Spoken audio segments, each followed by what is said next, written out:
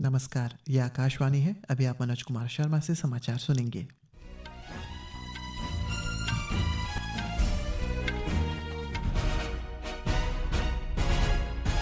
पहले मुख्य समाचार। प्रधानमंत्री नरेंद्र मोदी ने भारत के संविधान की सराहना करते हुए कहा, यह राष्ट्र का मार्गदर्शक है जो समय की हर कसौटी पर खरा उतरा। मन की बात कार्यक्रम में श्री मोदी ने लोगों से अगले महीने महाकुंभ में भाग लेते हुए एकता की भावना अपनाने और समाज में विभाजन तथा नफरत को खत्म करने का आग्रह किया। प्रधानमंत्री ने 2015 से 2023 के बीच भारत में मलेरिया के मामलों और मौतों में 80% कमी की विश्व स्वास्थ्य संगठन की रिपोर्ट पर संतोष व्यक्त किया। कहा, आयुष्मान भारत योजना से देश में 90% कैंसर रोगियों का उपचार समय पर हो पाया। दक्षिण कोरिया के मुआन अंतर्राष्ट्रीय हवाई अड्डे पर हुए विमान हादसे में कम से कम 124 लोगों की मौत। और मौसम विभाग ने अगले 2-3 दिनों के दौरान उत्तर पश्चिम भारत में न्यूनतम तापमान 3 से 5 डिग्री सेल्सियस की गिरावट आने की संभावना व्यक्त की। अब समाचार विस्तार से। प्रधानमंत्री नरेंद्र मोदी ने कहा है कि संविधान हमारे लिए मार्गदर्शक है और ये बड़े गर्व की बात है कि भारतीय संविधान के अगले वर्ष 26 जनवरी को 75 वर्ष पूरे हो रहे हैं। आकाशवाणी पर मन की बात कार्यक्रम में राष्ट्र को संबोधित करते हुए श्री मोदी ने कहा है कि संविधान समय की हर कसौटी पर खरा उतरा है।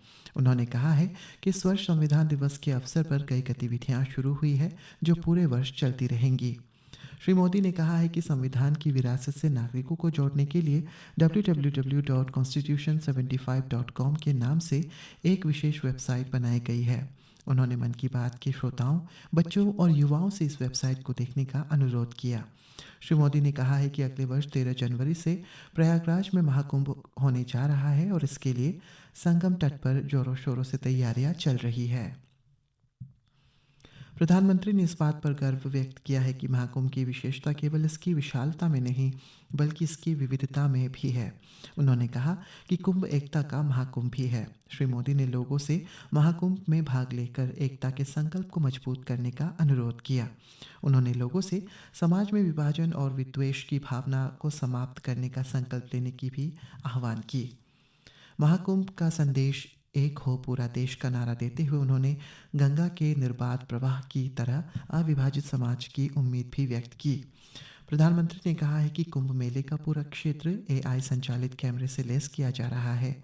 श्रद्धालुओं को डिजिटल माध्यम से खोया और पाया केंद्र की सुविधा भी मिलेगी।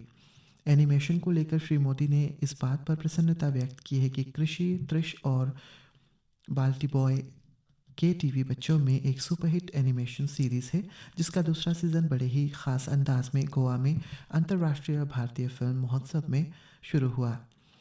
इसे दूरदर्शन के साथ साथ अन्य OTT प्लेटफॉर्म पर देखा जा सकता है। आकाशवाणी से सीरीज़ का प्रसारण प्रत्येक रविवार को दिन में 10:30 बजे किया जाता है। प्रधानमंत्री ने कहा है कि भारतीय एनिमेशन फिल्में रेगुलर फिल्मों और टीवी सीरियल्स की लोकप्रियता दिखाती है कि भारत की क्रिएटिव इंडस्ट्री में कितनी क्षमता है। श्री मोदी ने फिल्म और मनोरंजन की दुनिया को बधाई दी क्योंकि उनसे एक भारत श्रेष्ठ भारत की भावना को सशक्त किया है। प्रधानमंत्री ने इस बात पर संतोष व्यक्त किया है कि विश्व स्वास्थ्य संगठन की रिपोर्ट के अनुसार वर्ष 2015 से 2023 के दौरान भारत में मलेरिया के मामलों और इसके कारण हुई मौतों की 80% तक की कमी आई है। श्री मोदी ने मलेरिया को नियंत्रण करने के लिए हरियाणा के कुरुक्षेत्र जिले के मॉडल की भी सराहना की। कुरुक्षेत्र में मलेरिया की निगरानी के लिए लोगों की भागीदारी बहुत सफल रही। प्रधानमंत्री ने इस बात पर प्रसन्नता व्यक्त की है कि ओलंपिक योजना एक अनूठा योजना है जो ऐसे क्षेत्र में हो रहा है जहां एक समय माओवादी हिंसा हुआ करती थी। उत्तर प्रदेश के मुख्यमंत्री योगी आदित्यनाथ ने कल कई गणमान्य नेताओं से भेंट कर उन्हें महाकुंभ मेले में आने के लिए निमंत्रण दिया। मुख्यमंत्री ने पूर्व राष्ट्रपति रामनाथ कोविंद, भाजपा के राष्ट्रीय अध्यक्ष जगत प्रकाश नड्डा, गृह मंत्री अमित शाह, रक्षा मंत्री राजनाथ सिंह और मिजोरम के राज्यपाल जनरल VK सिंह से भी मुलाकात की। दक्षिण कोरिया में एक विमान दुर्घटना में 124 लोगों के मारे जाने की पुष्टि हुई है। चालक दल के 6 सदस्यों में से 2 को जीवित निकाल लिया गया है। विमान में 181 यात्री सवार थे और ये बैंकॉक से सियोल की करीब 290 किलोमीटर दूर मुआन जा रहा था। दुर्घटना जेजू एयरलाइंस विमान के आज सुबह मुआन अंतर्राष्ट्रीय हवाई अड्डे पर उतरते समय हुई। राहत और बचाव कार्य जारी रहा।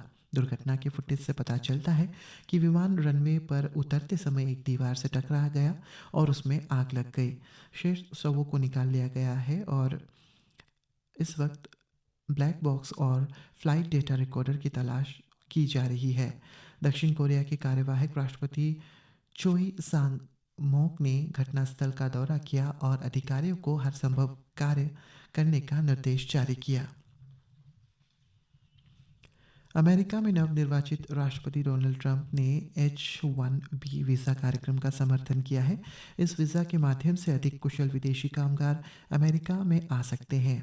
एक समाचार पत्रिका को दिए साक्षात्कार में उन्होंने कहा है कि विशेषज्ञता वाली नौकरियों के लिए अमेरिका आने वाले हज़ारों विदेशी कामगारों को H-1B वीज़ा देने का समर्थन करते हैं। अपने पहले कार्यकाल में श्री ट्रंप ने विदेशी कामगारों को वीज़ा देने को सीमित करते हुए इस कार्यक्रम की आलोचना की थी, लेकिन इस वर्ष के चुनाव प्रसार अभियान में उन्होंने विदेश में जन्मे ऐसे कामगारों को कानूनी दर्जा देने का संकेत दिया था जिन्होंने अमेरिका के किसी भी विश्वविद्यालय से स्नातक परीक्षा पास की हो। यूरोपीय संघ के देशों में स्मार्टफोन, टैबलेट और कैमरे के लिए एक समान सी टाइप चार्जर की व्यवस्था कल से लागू हो गई है। इसके साथ ही संघ के सभी 27 देशों में USB C टाइप पोर्ट वाले उपकरण उपलब्ध कराना निर्माताओं के लिए आवश्यक हो गया है। हेडफोन, स्पीकर, कीबोर्ड और अन्य इलेक्ट्रॉनिक उपकरणों में भी C टाइप पोर्ट की व्यवस्था होगी। मौसम विभाग ने आज से उत्तर भारत में शीतलहर की चेतावनी जारी की है। विभाग ने कहा है कि पश्चिमी विक्षोभ के कारण अगले 2 दिनों के दौरान उत्तर पश्चिम भारत में न्यूनतम तापमान 3 से 5 डिग्री सेल्सियस की गिरावट आने की संभावना है। पिछले 24 घंटों में जम्मू कश्मीर और लद्दाख के कई हिस्सों में न्यूनतम तापमान 0 डिग्री सेल्सियस से नीचे और उत्तर पश्चिम, मध्य तथा पूर्वी भारत में लगभग 10 से 15 डिग्री सेल्सियस रहा। वहीं पश्चिम और मध्य भारत में न्यूनतम तापमान में अधिक बदलाव होने की उम्मीद नहीं है। दिल्ली में अगले कुछ दिनों में आसमान साफ रहने और सुबह के समय घना कोहरा छाए रहने की संभावना है। हिमाचल प्रदेश में 2 दिन के तेज बारिश और बर्फबारी के बाद आज मौसम साफ रहा। ठंड का प्रकोप जारी है और मौसम विभाग ने अगले 4 दिन तक शीतलहर का अलर्ट जारी किया। जम्मू कश्मीर के श्रीनगर जम्मू राष्ट्रीय राजमार्ग वाहनों की आवाजाही के लिए आज फिर से खोल दिया गया है। ये राजमार्ग कश्मीर क्षेत्र में खराब मौसम और भारी बर्फबारी के कारण शुक्रवार से 2 दिनों के लिए बंद था। हालांकि मुगल रोड, सोनमार्ग, करगिल रोड और भद्रवाह चंबा रोड बंद रहेंगे। इस बीच कश्मीर रेलवे के मुख्य क्षेत्र प्रबंधक ने कहा है कि बारामूला और बनिहाल के बीच रेल सेवा निर्धारित कार्यक्रम के अनुसार आज शुरू हो जाएंगी।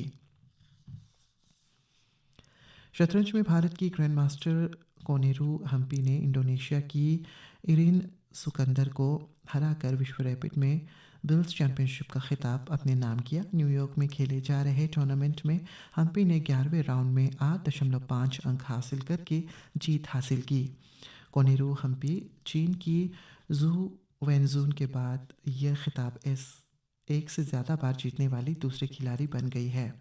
हम्पी ने इससे पहले 2019 में जॉर्जिया में यह प्रतियोगिता जीती थी। वहीं पुरुष वर्ग में रूस के वोलोदर मुर्जीन ने यह चैंपियनशिप अपने नाम की।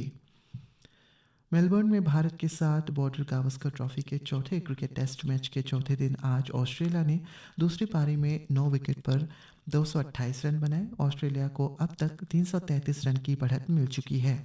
इससे पहले भारत ने अपनी पहली पारी में 369 रन बनाए थे। ओडिशा के राउरकेला में खेली जा रही हॉकी इंडिया लीग में आज 2 मुकाबले खेले जाएंगे। पहला मैच शाम 6 बजे से हैदराबाद तूफान और शास्त्री रार बंगाल टाइगर्स के बीच खेला जाएगा। दूसरा मैच रात 8:15 से शुरू सुरमा हॉकी क्लब और तमिलनाडु ड्रैगन्स के बीच खेली जाएगी। इसके साथ ये समाचार बुलेटिन समाप्त हुआ। नमस्कार।